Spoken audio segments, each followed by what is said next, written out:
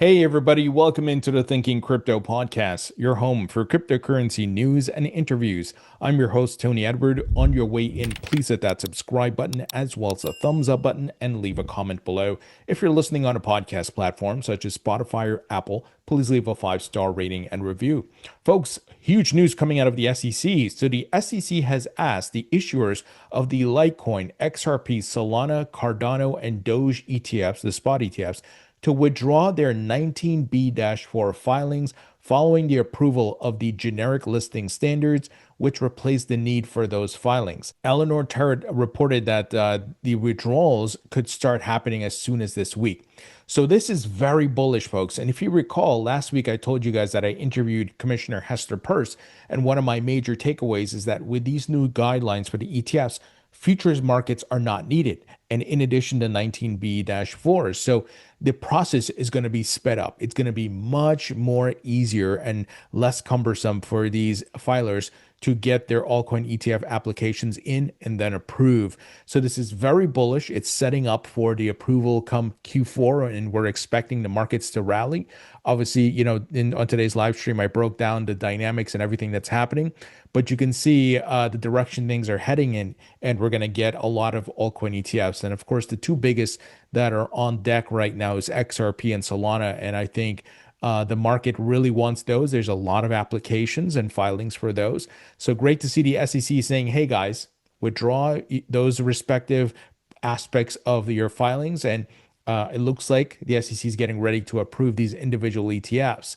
Now, Eric Balchunas, who's a senior ETF analyst at Bloomberg, says, nice scoop from Eleanor here. This was something we thought could happen. It makes sense as you don't need 19B-4s in the post GLS world. So talking about the new guidance, just not sure how the launch schedule will work. More will be revealed soon. So this is very good, guys. Very bullish setup here for what we can anticipate in Q4. Now, quick word from our sponsor, folks, and that is Proppy. Proppy's leading the charge with putting real estate on chain. I'm a Proppy token holder. I have been since 2018. I discovered Proppy around 2018, and I saw they were leading the charge with putting real estate on chain and disrupting the real estate market with blockchain, because you can buy and sell properties on Proppy, and you can do it for cryptos. If you want to sell your house for Bitcoin or Ethereum or XRP, you can do it there. And the platform is, of course, powered by blockchain. Now, they use Coinbase for the crypto escrow service. They've been at this since 2017. They're a licensed Web3 pioneer, and they've facilitated over $4 billion in transactions.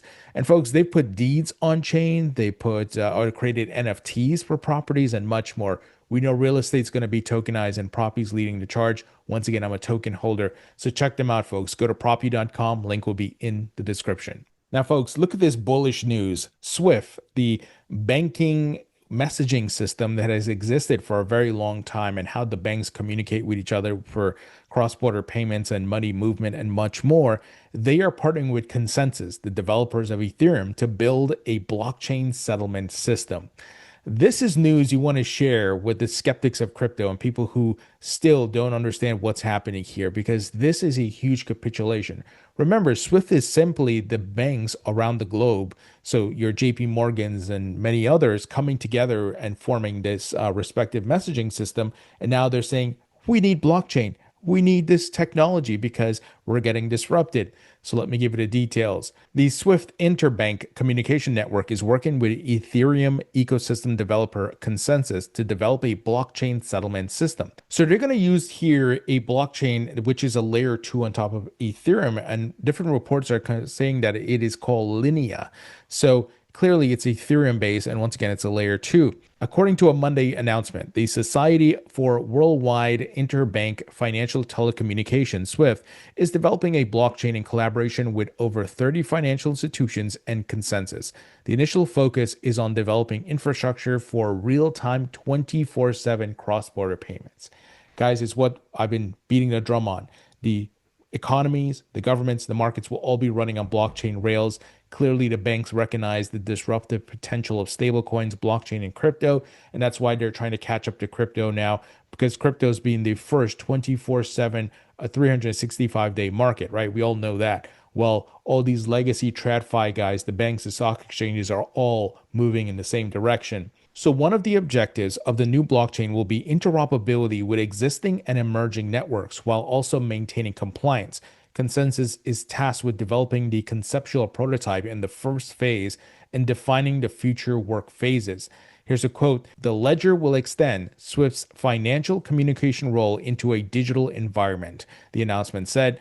Swift added that the platform will support the exchange of tokenized assets, though the types of tokens would ultimately be determined by central and commercial banks. So let me break this down for you.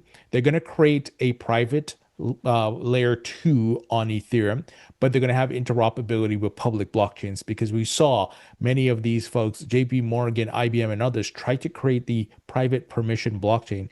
It didn't work. No one trusted each other's blockchains. So it's just like they don't trust each other right now. They have to use a messaging system, but public blockchains are the way. So they're going to have the ability to bridge into the rest of the world that's on public blockchains. And here's a great example of that. Qatar Bank taps JP Morgan's blockchain for faster US dollar payments. Now, this is JP Morgan's Kinexys blockchain, which is a private fork of Ethereum. It used to be called Quorum. And most recently, we saw JP Morgan, they were testing the payment rails with Ondo Finance and Chainlink, which are public blockchains. So you can see, once again, you can have your private chain and you can have your walled garden, but you better have rails going out to the public blockchains or nobody's going to trust it, right? Why the hell would I trust your blockchain and it's centrally controlled? So they're going to have to meet other banks and other institutions on the public blockchains in kind of a public town square type setup, right? So very bullish news. You got Swift capitulating. You got these banks, JP Morgan and others having to plug into public blockchains. So again, look at where the puck is heading, folks. This is major news right here. It's not the most sexy news, but it's huge capitulation from the banks. The people who are naysayers, spreading FUD, saying this is all a joke, a Ponzi, a fad, magic internet money, you name it, right? The different criticisms we've seen over the years from Larry Fink at one point, Jamie Dimon, of course, and many others. So incredible news here. Now, speaking of Chainlink, Chainlink's AI-powered communications tool shows promise at streamlining corporate actions data sharing globally. I'm a big believer in Chainlink. Many crypto-native companies and projects and even tradfi institutions are using Chainlink. I just gave the example of JP Morgan, right? So I'm a Link token holder. I have been for a long time, so I'm very bullish on this. So Chainlink is providing a deeper look into its attempts at improving the global financial industry by inking deals with the largest market infrastructure providers such as DTCC, Swift, and Euroclear. Big names there. The Chainlink runtime environment orchestrated the validation of multiple AI model outputs that were then transmitted to the Swift network using an ISO 20022 compliant messaging format. So big development here by Chainlink. They continue to get adoption around the globe by many different institutions and even, once again, other projects in the blockchain space or the crypto space. And I'm hoping Chainlink can do really well this bull market. It has shown some strength rallying, but I'm looking for $100 plus Link price. But, not guaranteed, of course, but I'm hoping we get there. All right, moving ahead, Binance joins Coinbase in offering white label crypto services for TradFi.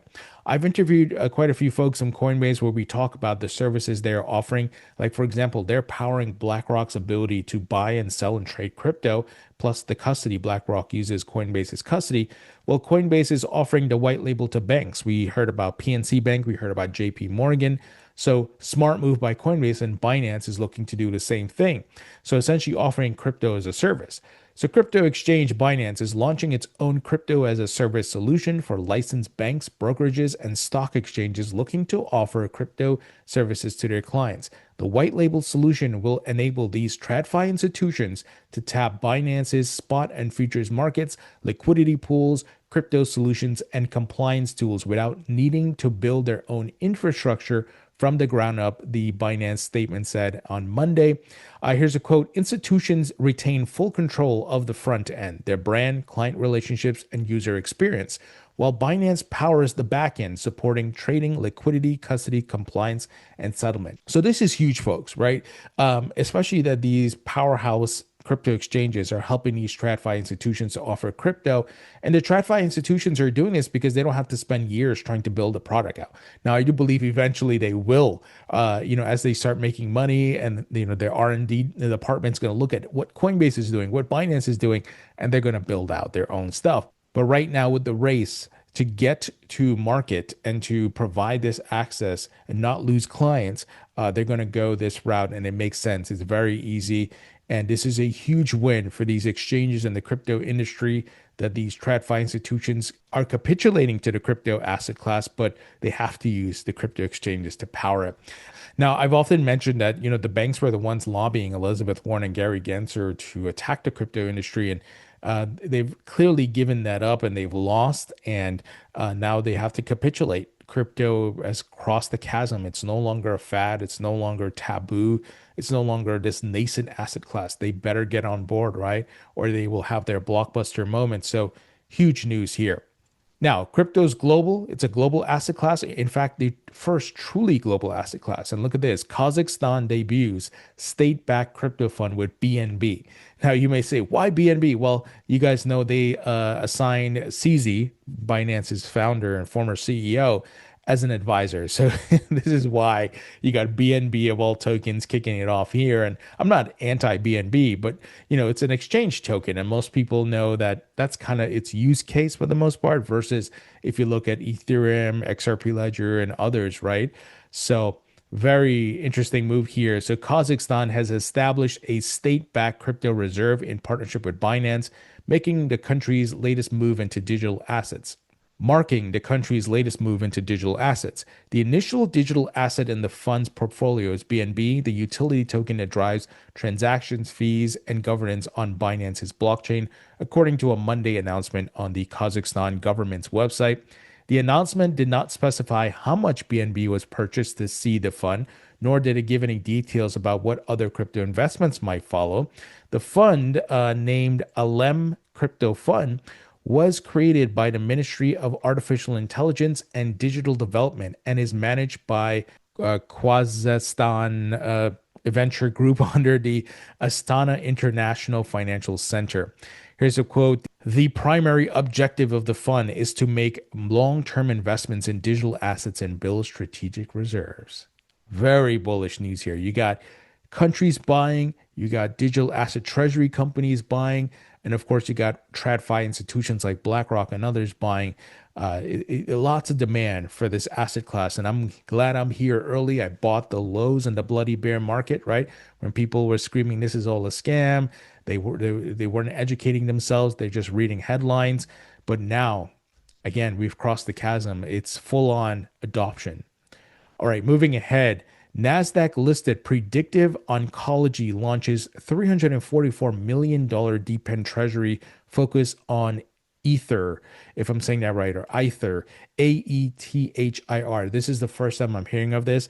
I'm a big believer in decentralized physical infrastructure networks, also known as DePin.